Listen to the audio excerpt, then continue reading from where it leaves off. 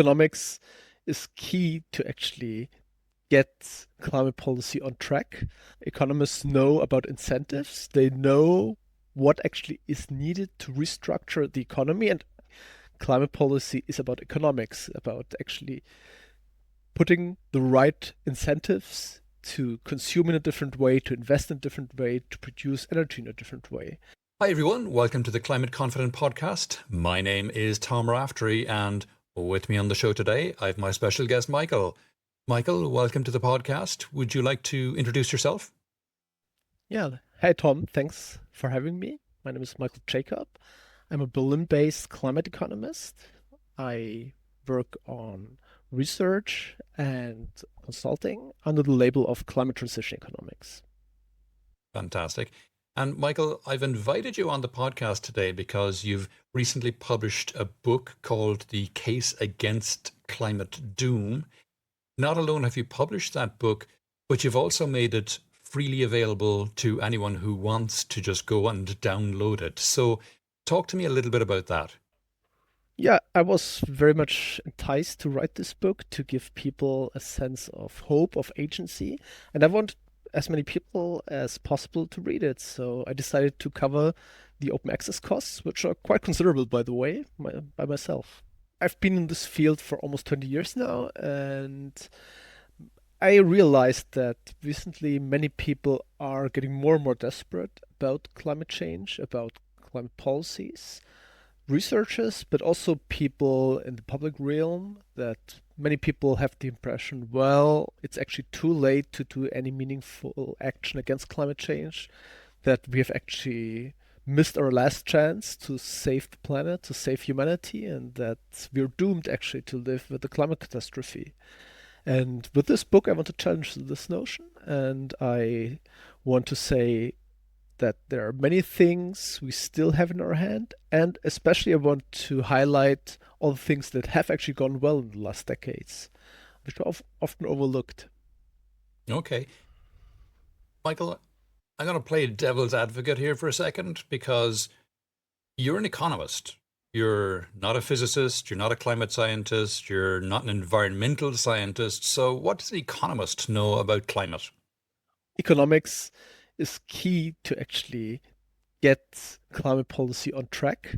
Economists know about incentives. They know what actually is needed to restructure the economy. And climate policy is about economics, about actually putting the right incentives to consume in a different way, to invest in a different way, to produce energy in a different way. And I think actually on this front, many things have happened. For instance, just look at the cost development of key technologies. Solar energy prices have dropped by 90% in the last 2 decades. Wind energy has become 80% cheaper. Same for battery storage, which is very important to actually stabilize power grids or make electric vehicles possible. This is one important point. The other important point where economics can contribute is to inform policy design. What actually can policymakers do to post the right incentives? So, for instance, I've worked a long time on carbon pricing, which is well known to be a cost-effective way to reduce emissions. But of course, devil's in details. And there we have learned a lot about how to design carbon pricing schemes and also what the distributional implications are and what you can actually do to prevent adverse social impacts of carbon pricing or any other climate policy. We hear a lot about tipping points in climate collapse, but you're talking about in the book tipping points towards progress. So, what are a few that we may have already passed? Well, I'm talking about tipping points in the sense that there are certain critical thresholds, and once Mm. you've passed the thresholds, the system shifts in different direction. So basically, once renewable energy becomes cheaper than fossil energy, people will switch, and it's very unlikely that they will switch back. And even if there are some adverse policy developments, you actually get a kind of lock in clean technologies. So basically, for renewable energy, that's the case.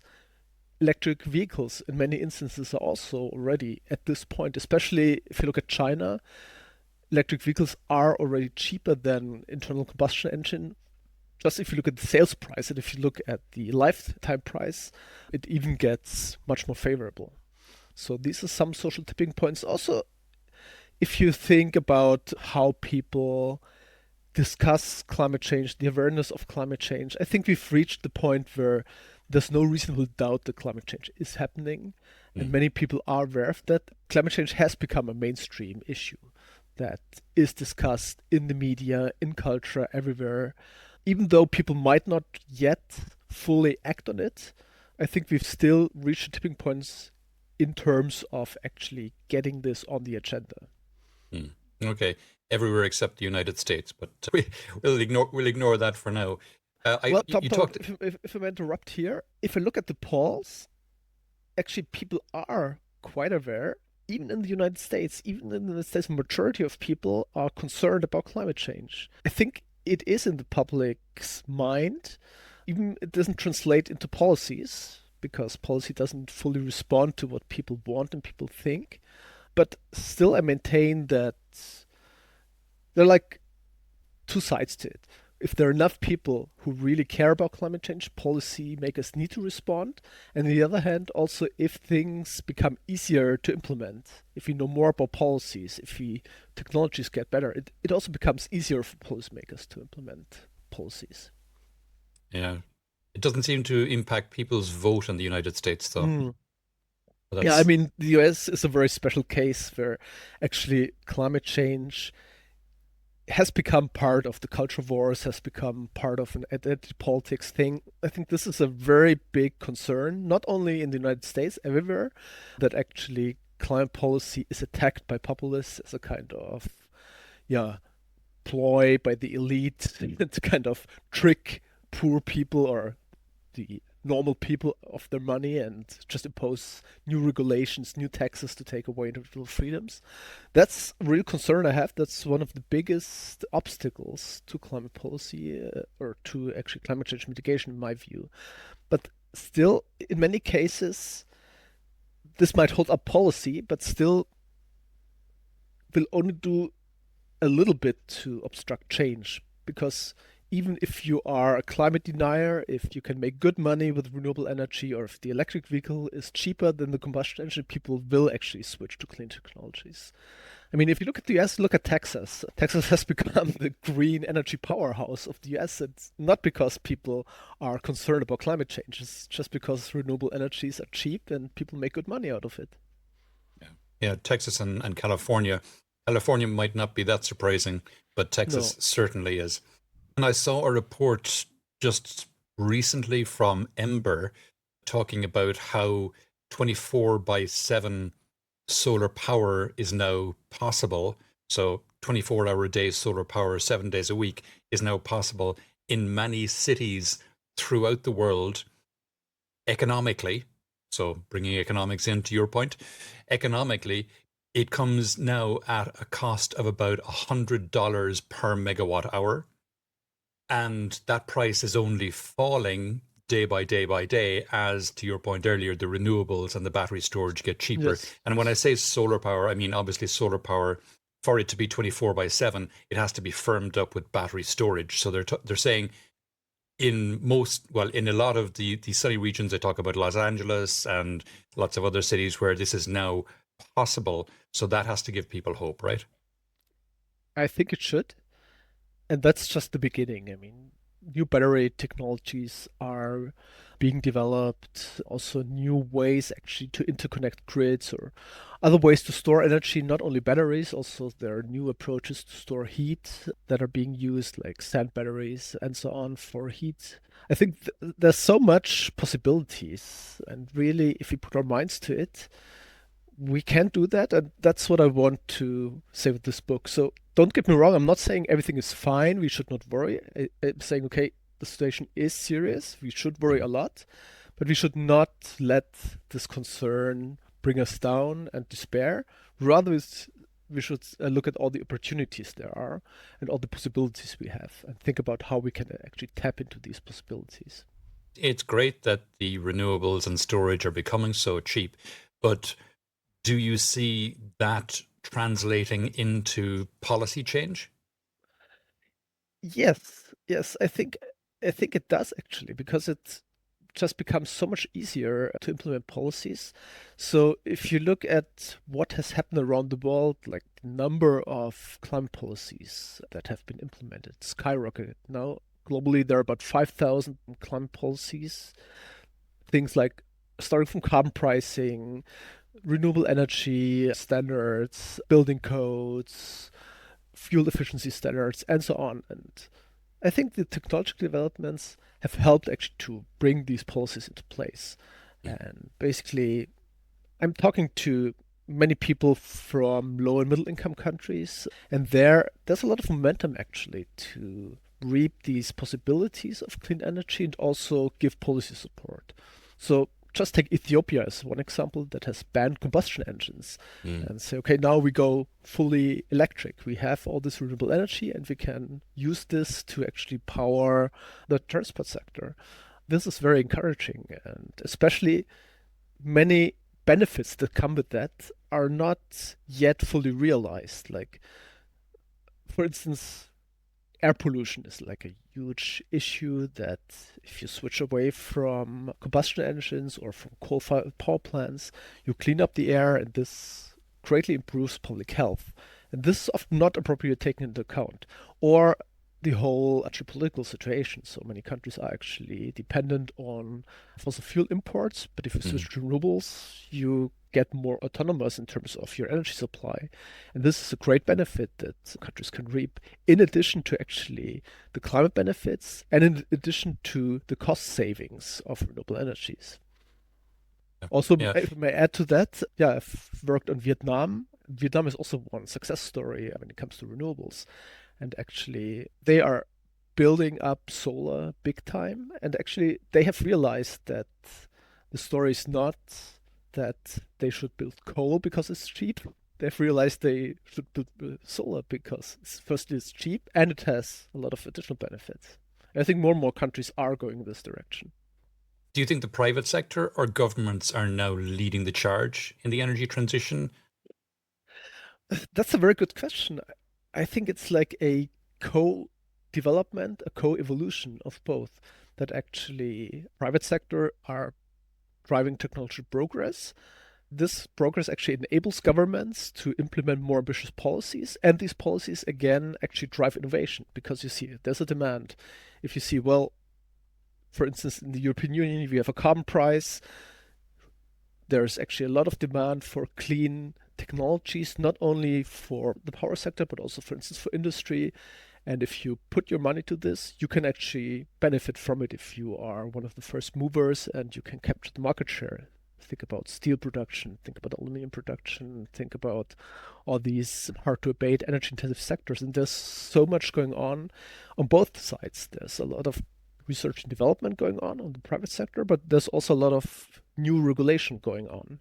Again, if you come back to the European Union story, there's, for instance, Net Zero Industry Act, there's the Clean Industrial Deal, like the idea to actually make clean industries the growth engine of future EU prosperity.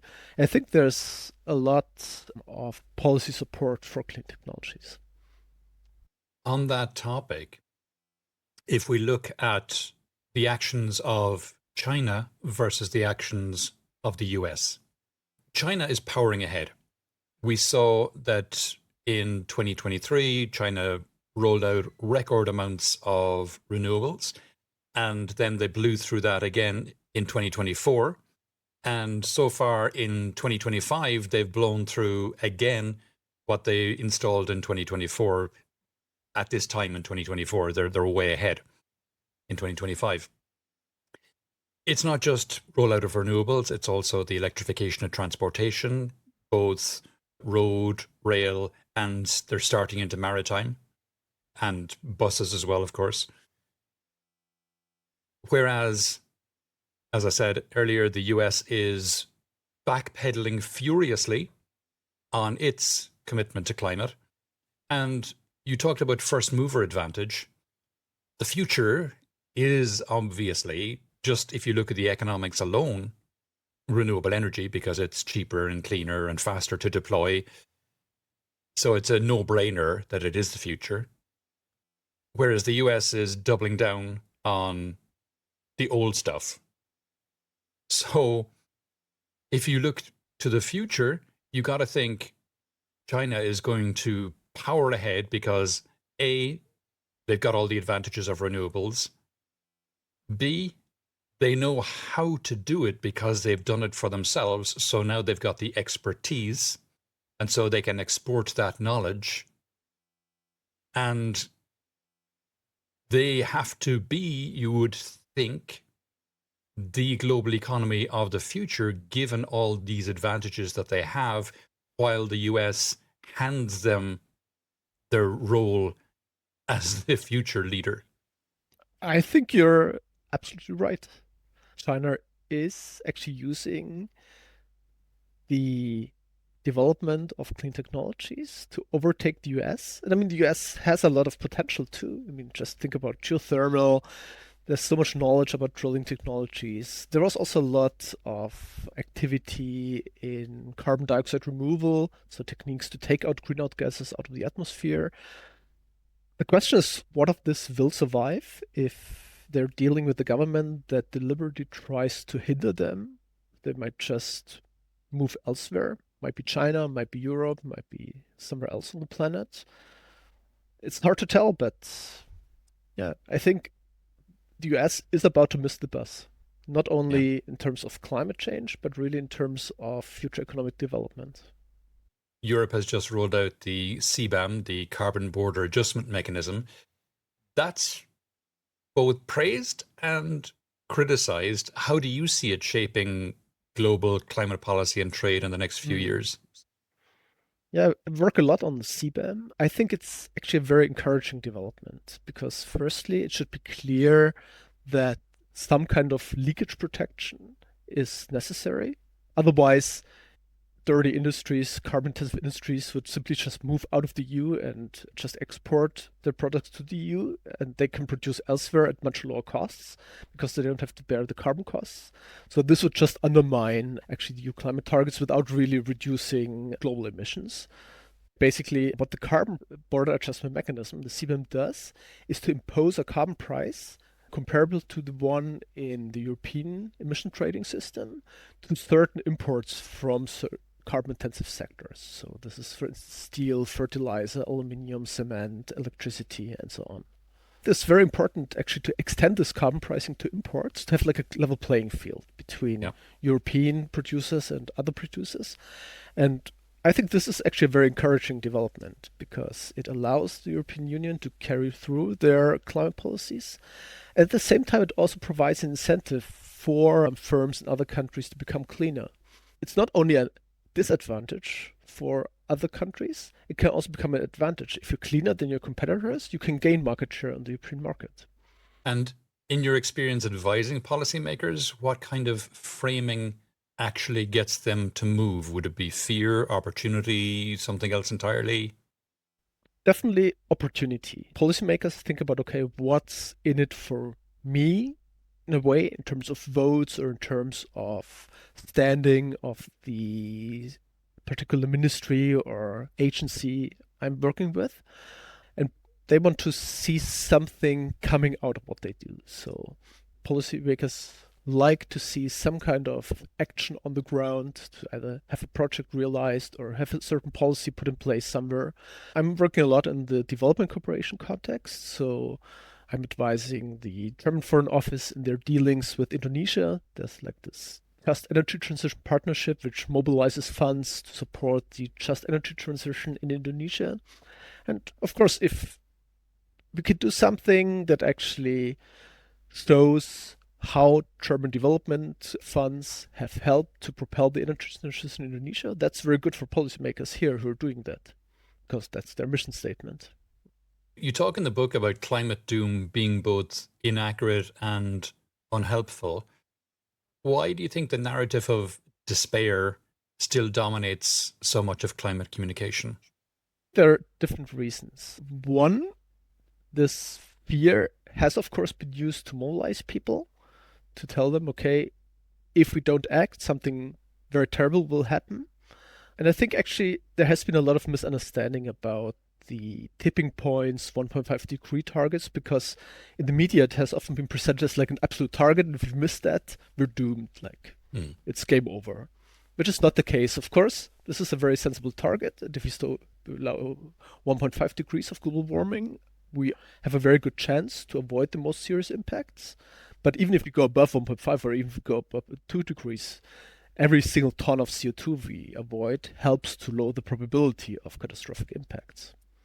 That's one point. The other point is that there's at least some evidence that this narrative of climate doom is also deliberately used by people who have a strong interest to maintain the system as it is. Basically, when I started doing research on climate, there was this whole movement of climate skepticism, people saying, well, climate change isn't happening, or it's not man made, or it's not that bad. And all this actually has been discarded. And now, actually, the last line of defense is okay, well, it's happening, it's bad, but there's nothing we can do about it anyway. So just accept it. Just continue burning coal, continue burning oil as much as you can, because the end is coming anyway. How do we strike the right balance, though, in communication between acknowledging the real risks and avoiding paralysis through fear? My understanding of the research on actually framing this issue is that people do respond to fear and danger if you give them also a sense of agency to say, well, there's a clear threat, but there are many things you can do. This is one important thing. And the other thing is to really connect it to their lives, to really say, okay, what does it mean? What can you do? What are actions that you can take? And how do you matter in the bigger picture?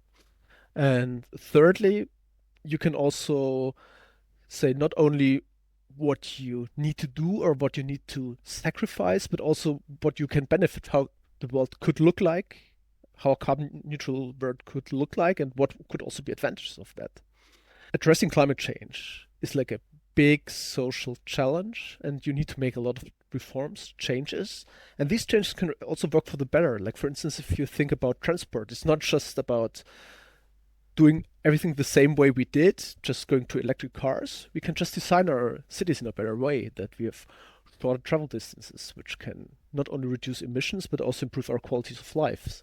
So many things you can do. Also, if you think about social justice, there's a lot of injustice connected to energy use, emissions. Lower income people are more affected by air pollution. And if you reduce air pollution, by actually switching to renewable energies, you also close the gap between higher and lower income people in terms of their health exposure. Mm. Yeah. Paris is a great example. What they've done with just small changes to the likes of where cars can travel within the city and improving public transportation, the air quality in Paris has increased enormously over the last 5 years. Under the mayor, Ana Hidalgo, it's a lot of her policies that have pushed this through. Exactly, exactly. And many of these things are actually no regret options. So this would be worthwhile even if climate change were not an issue. Yeah. Yeah. You've got less noise pollution, less air pollution, phenomenal health impacts for the citizens of Paris. Great. Yeah. Do you think climate optimism could risk, though, feeding complacency, or is that just a lazy critique? It could if it's framed in the wrong way. I mean, there are some people saying, okay, everything's fine. Like, for instance, there's this whole movement of techno optimism saying, well, we're going to invent some cool technologies that will solve everything anyway. I mean, that's definitely not the right way to do it. And I Mm. don't believe this is going to happen. I believe every one of us has to actually play an active part in the transition. And with my book, I definitely don't want to promote this kind of optimism that leads to complacency, but rather to action. By actually saying the future is not written yet, it's in our hands. And I'm very optimistic that we can do it if we really want and if we really try. In the book, you do write that progress in one area of climate action can unlock progress elsewhere. Have you any examples of that in action? Yeah, just think about technology adoption. People who actually are aware about climate change, but often reluctant to incur high costs to switch to cleaner technologies. With falling costs, they also change their behaviors and they also change their attitudes because they say, Well, if an electric car is like 5 times more expensive than combustion engine, they say, okay, why should I carry the burden of climate change? Others also don't actually contribute. But then if the electric car gets financially attractive, they say, okay, well, I can be a part of this. I can do something against climate change. And they also start to care more about this. So this is one important issue. The other issue is like this interlinkage between technologies and policies. I think lower technology costs make it easier to implement policies, and more climate policies also crowd in new developments. So there are a lot of good examples where actually you have these interactions. What's one section of the book that you wish more people would stop and really absorb? Maybe something that surprised even you while you were writing it. Good question. One thing actually I would like people to know about more is the whole issue of carbon pricing. Basically, there's still a lot of criticism about carbon pricing, that it's not working, that it's not going to work, which to me is a bit weird because, well, reality has shown that it is implemented in many countries and it has actually effectively reduced emissions. Like in the European Union emissions trading system, we have reduced emissions by 50% in 20 years. So Mm. that's quite impressive. And also, you have all this empirical evidence from so many countries. So the argument that it's not effective cannot really be upheld. And also the argument that it's not going to happen because it's politically too contentious is also disproved by reality. So I think people should definitely read this chapter. What I was not so well aware of are especially the chapters on social aspects, and especially if you think about media or about culture and the arts. There were a lot of pleasant surprises how widespread the climate discourse is also in these circles, that so many artists from different fields are taking up climate change as an issue, be it musicians, be it painters, be it writers, and so on. I think this helps a lot to actually have like this social reflection on what climate change means for us, how we relate to it as a society, and actually allows many people to make up their own minds how they actually relate to climate change and how they can actually be part of this. Right. And what gives you the most confidence that we're on the right track, even if progress isn't always visible in the headlines? Again, I think technological developments. So we talked a lot about renewable energies and storage technologies, but that's not all. I mean, look at building decarbonization. Heat pumps are getting so much better, so much cheaper, and are more widely used. Also, look at the industry sector. There's a huge drive towards industrial electrification because there's so many things you can do that are actually at very low costs. For instance, substituting a gas boiler with a heat pump that actually allows to decarbonize these hard to abate sectors. They were always called hard to abate because people thought, okay, it's very hard to do something there because there's so few options. But actually, there are much more options than we think. And this is just, again, the beginning. People are inventing new technologies. Also, recycling is a huge thing. You can recycle steel that has been done for many, many years.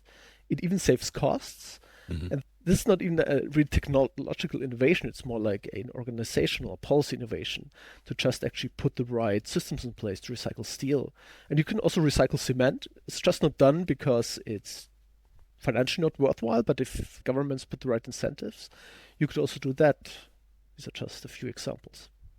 What role do you see for economic reform or degrowth debates in the climate conversation going forward? Successfully addressing climate change definitely needs economic reforms. You need to have the system, the market prices structured in a way that they actually reflect what's good for society. And if you subsidize fossil fuel, of course, that's the wrong way. And there are still many such subsidies, like, for instance, tax breaks for company cars and so on. And we need to remove those. And on the other hand, there's more support you will need for clean technologies like innovation support or carbon prices and so on. I think there we're on the right track. Regarding degrowth, I have written quite a lot on this degrowth debate. I'm actually not a big fan of degrowth in the sense that you attack economic growth. Because I think you can have actually a better environment, a better quality of life in a growing or in a shrinking economy because it's just about GDP and GDP is just a number.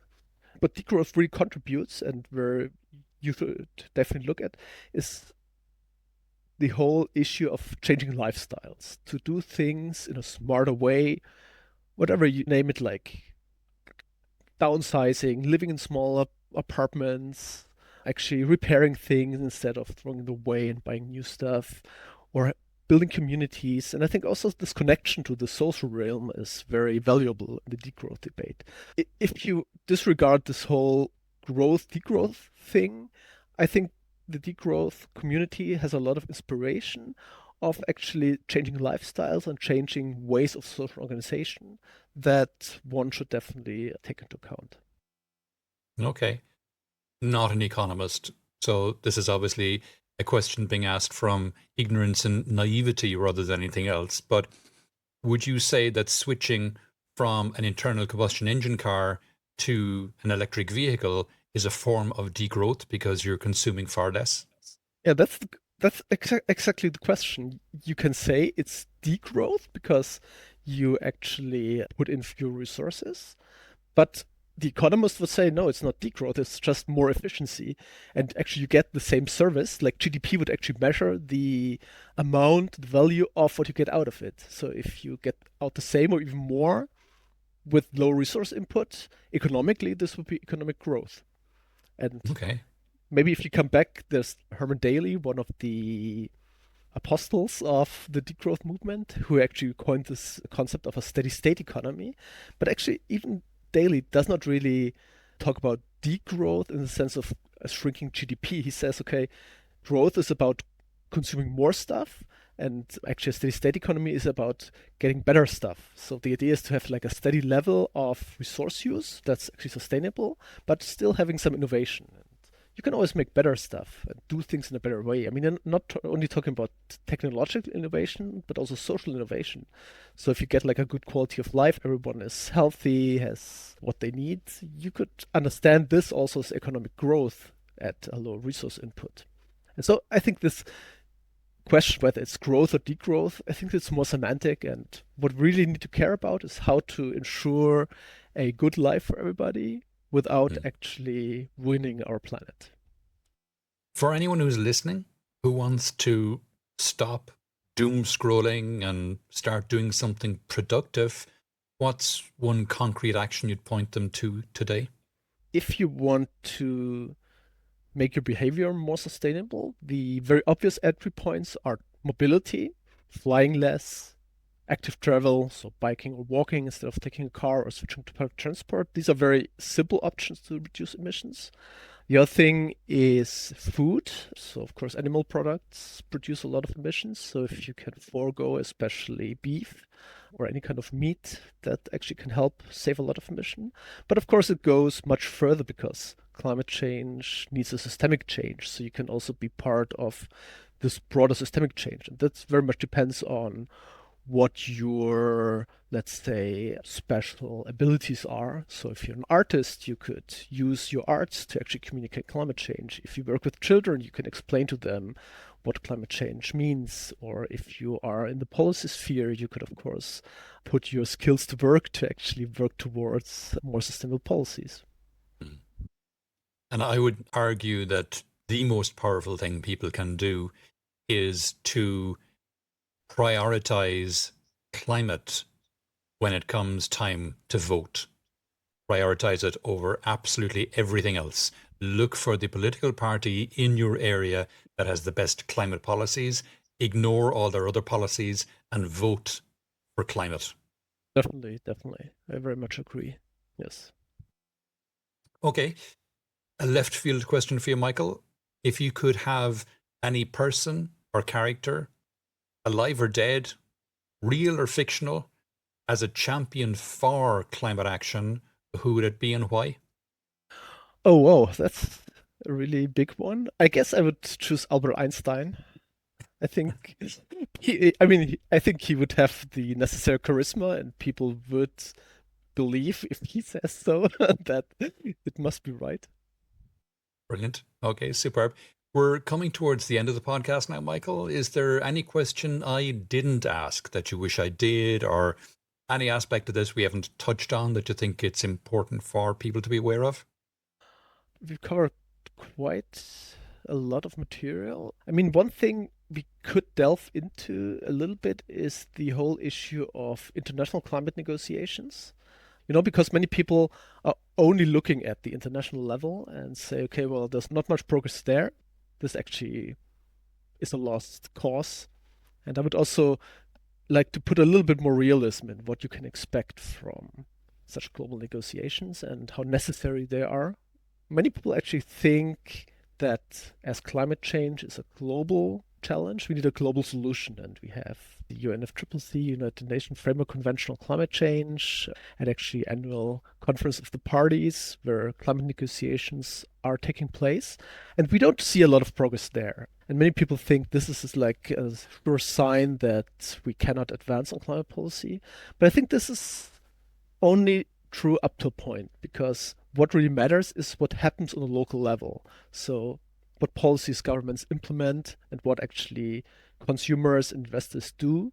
And there's a lot of progress there, even without this overarching international framework that puts tight, legally binding commitments on countries. And I think actually the international agreements have nevertheless paved the way towards getting some understanding of the problem. It has actually helped to mobilize civil society to pressure their governments to do more, even if there's no legal architecture that demands them. Like the Paris Agreement, for instance, only asks of countries to submit voluntary commitments, so-called nationally determined contributions, and they can actually commit to whatever. I mean, they don't really commit. They can just lay down a plan, and they can even lay down a plan that says, okay, we're going to increase our emissions a lot. Then they will still have fulfilled their legal obligations. But actually, many countries have put forth ambitious NDCs, and this has actually helped to shape policy formulation. And also, these international negotiations have helped a lot to build the institutions on the local level that actually countries or governments have started to think about, okay, what can we do? What can we put in our NDC? What are our national capabilities? And what do we need? What kind of support do we need? And so in this sense, it also actually contributes to international cooperation, that international institutions like the World Bank, the Asian Development Bank actually help countries to devise climate plans, to devise climate projects, and also really puts things on the ground, like, for instance, support the build-up of renewable energy or support the upgrading of electricity grids. I think you should more think about the climate governance architecture as so-called polycentric agreement that actually, or polycentric architecture that actually has like many different parts that play together. And this international climate diplomacy is only one part of this very complex picture. Right. Okay, lovely. Michael, if people would like to know more about yourself or any of the things we talked about on the podcast today, where would you have me direct them? To my website, www.ct-economics.net. And Okay, by the way, the book is available open access, so everybody can just download it and I hope read it. fantastic. Michael, that's been really interesting. Thanks a million for coming on the podcast today. Thanks so much, Tom. It was a great pleasure.